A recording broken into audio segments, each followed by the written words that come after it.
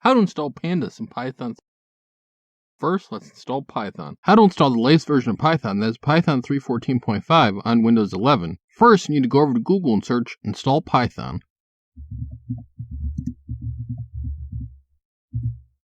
You want to click on the first link that comes up from python.org, that being the one that says Download Python. On this page, click on the yellow highlighted text after the words, Get the standalone installer.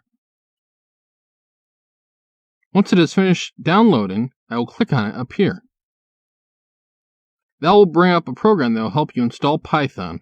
You will want to check Add Python.exe to Path, because that will make it easier for you to run Python code from the command line. You will also want to check Use admin privileges when installing pydocs.exe. Next, click on Customize Installation. Since all the options are selected here, click the Next button.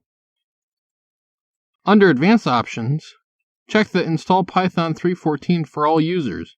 Everything else you can keep the way it is. Next, click on Install. You'll get asked for admin privileges. Click Yes on that. Now our installation will start. It will take a few minutes.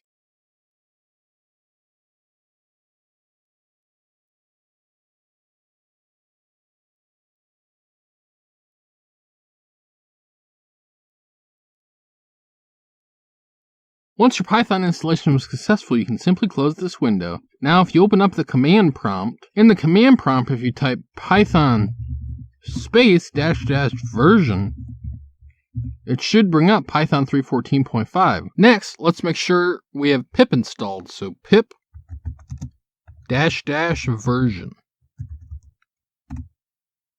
You'll see it says the version, so we have successfully installed pip along with Python. Finally, let's install pandas. So we will do pip install pandas.